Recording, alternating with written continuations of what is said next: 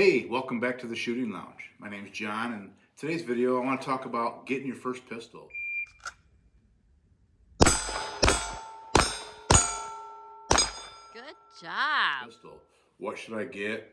What brand? 9mm, 45, 10mm. What should I get? How big? How small? Compact? Striker fire? 1911? Or a wheel gun? I mean, our journey started in April of last year. We filled out our paperwork, went and took our 18-hour course here in New York State. And at the course, we shot a Glock 19 and a 17, 5 rounds each.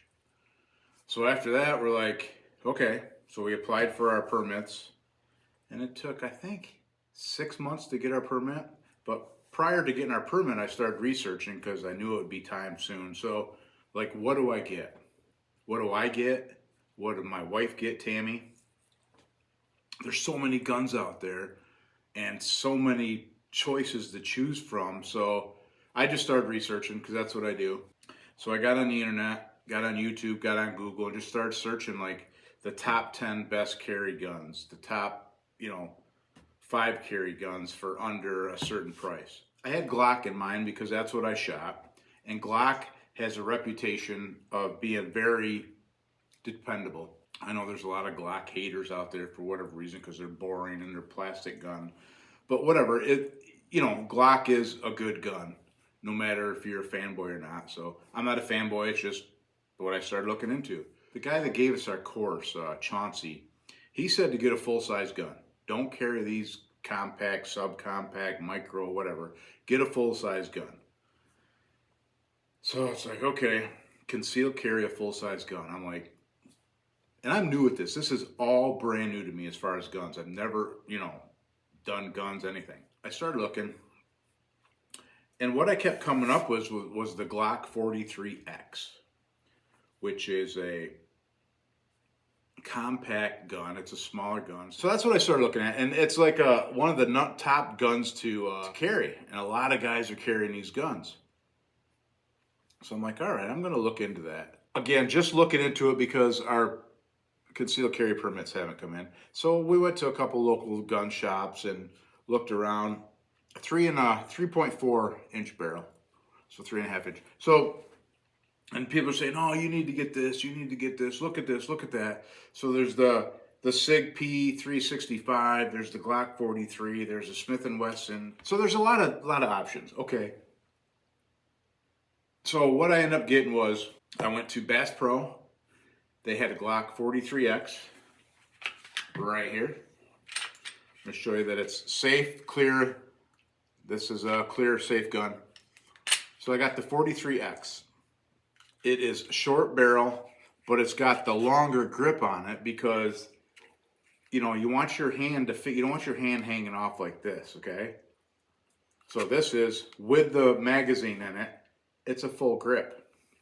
So I'm like, all right, well, I think I'm going to get the Glock 43X MOS, which means it's got the Picatinny rail for a light. It's cut for a red dot because I knew I wanted to get a red dot at some point. So I got the MOS. It was $448 at Bass Pro. It's like, that's under $500. Good gun, 9mm. So I get that home, and again, I'm new at this. Guns, I don't, put a gun in my hand. Just felt weird. So I did a lot of dry fire, which pointing at stuff around the house, no mag in it, no ammo in it, just getting the feel of the gun, pulling the trigger, just, getting the feel of it.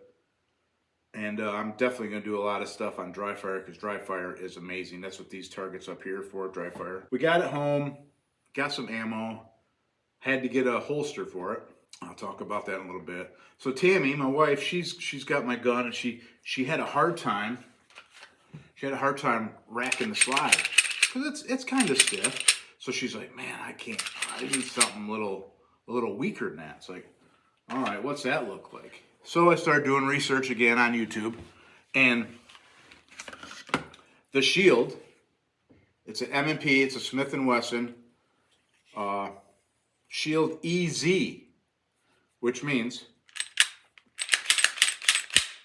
it pulls back really easy. You can rack the slide easy. It's like, let's look into this, Tam. So we went to Bass Pro again. We looked at this. She liked it. It's like, all right, let's get this. So this has the Picatinny rail. It doesn't have a, it's not cut for a red dot, but it's got great steel sights and 8-round mag, steel magazines. So it's a good gun. It's got a safety back here. You push in and then it'll pull the trigger. So we ended up getting this for her. And she loves it. She can use it great. She can shoot it good. She can rack to slide. It's a really good gun for her. So this was, I think that was 400, maybe 4.25, maybe. So it was a little less than the Glock. So, okay, we got our guns. Now how are we going to carry them? Are we going to carry here? We're going to carry it back here. We're going to carry purse. We're going to carry appendix inside the waistband. So I was watching tier 1 guys, tier 1 concealed guys on YouTube, and they're all appendix carry. It's like, that's what I want to do. I want to appendix carry. What do I do for a holster? So when I bought the gun, I'll go back a little bit, at Bass Pro, I needed a holster because you need a holster so you can, you know, the trigger guard's protected. It's just smart to have the gun in a holster. I'm like, I need a holster. I don't want to spend a lot of money because I hear when you get guns, you end up getting a box full of holsters because you don't know what ones are good, what feel good, whatever. So I ended up with this MFT holster. It's a Kydex inside, which is like a plastic. It's like a 3D printed, and it like locks the gun. Like you can hear it clip in, but it's wrapped in leather. It's like, all right, that'll work. And I can switch it from outside the waistband or inside the waistband, depends on how I carry it. So I had it inside the waistband for a while, carrying it that way. But then again, like I said, I was watching tier 1 concealed guys on YouTube, and they make some fantastic holsters. So here it is, the Concealed Carry Elite with the sidecar for the magazine. And I appendix carry this gun. So, hear that? Nice little click.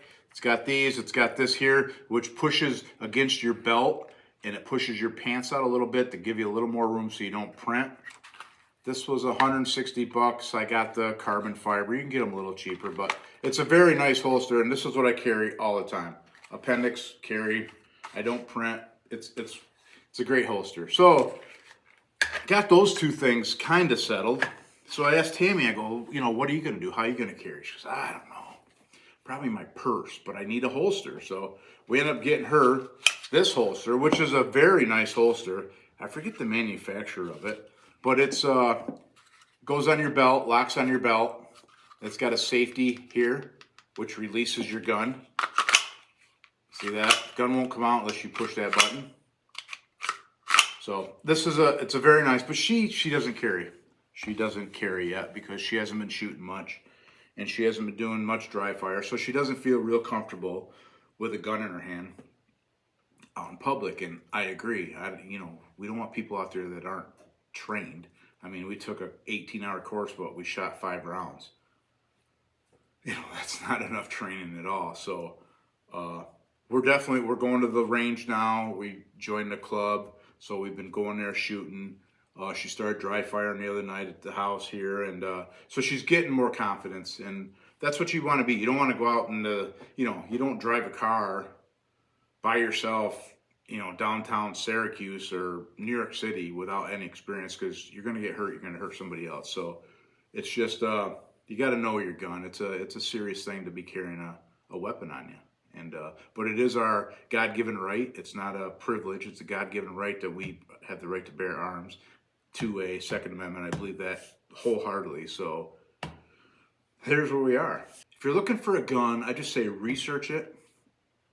And here in New York, you cannot go into a gun store and touch and feel a gun unless you have your concealed carry permit, which kind of stinks because you're just like, I want to put it in my hand. I want to, you know.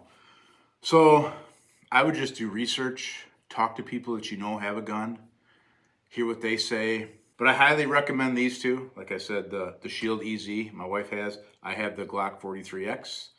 the 6-hour piece 365. There's a lot of guns out there, a lot. My son has the FN 509C.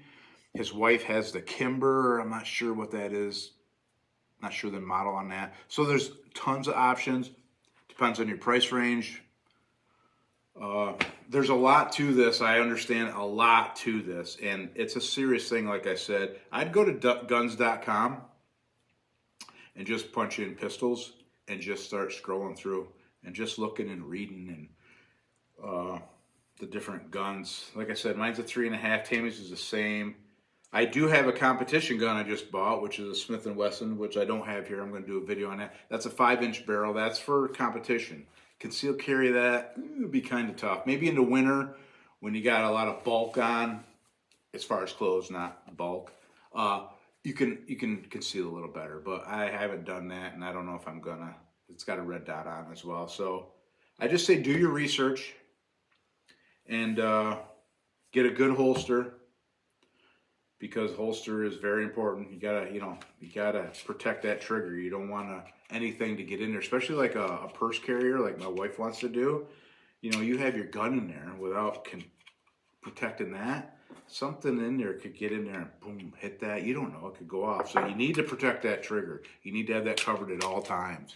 And they have awesome options for fanny pack carry, purse carry, which that is all covered. So just look into it, do your research. I feel good about it. I really am excited about being a concealed carry person here in this state. It's not easy. You got background checks for ammo now, but whatever, it is what it is, and it is our right, and I'm gonna just go through whatever it takes to continue to do it because it's our right. And I just really enjoy it. And the Glock 43, I've shot it quite a few times. I got quite a few rounds through it.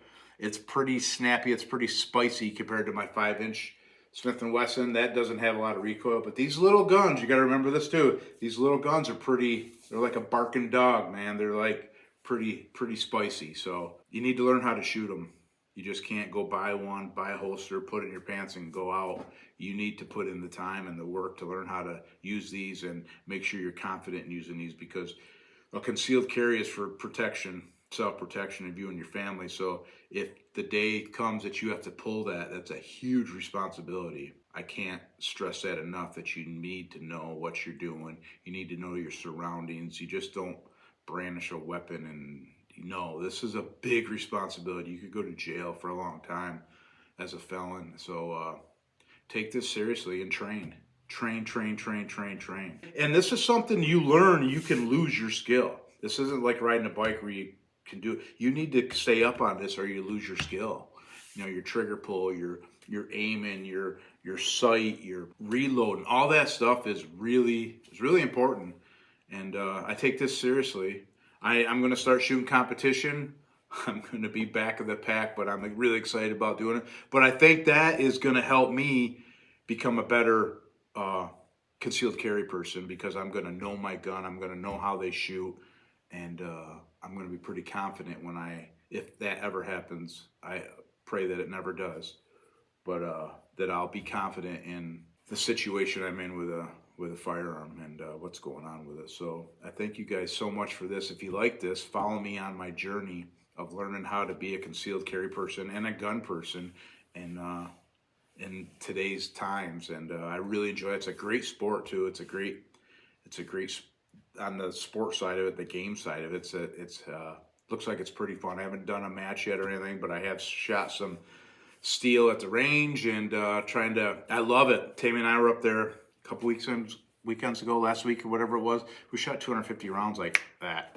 And ammo's not cheap anymore, so that's why dry fire at home, you can get all these skills without ever shooting a round. And then you go to the range whenever you can get there just to test it, to finalize it. Yeah, I do it. I do have good trigger control.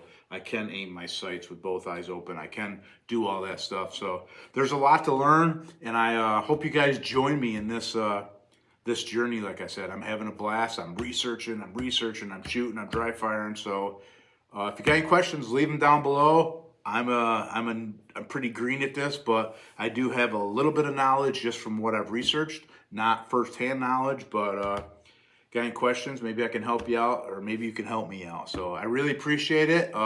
Hit that subscribe button. Give me a thumbs up. That really helped the channel, because this channel has been just the channel I've had and really not much on here. So I want to make this the channel where my journey, my wife's journey with guns and pistols and stuff for self-protection and for sport. So again, thanks for stopping by, guys, and God bless, and I'll see you guys soon.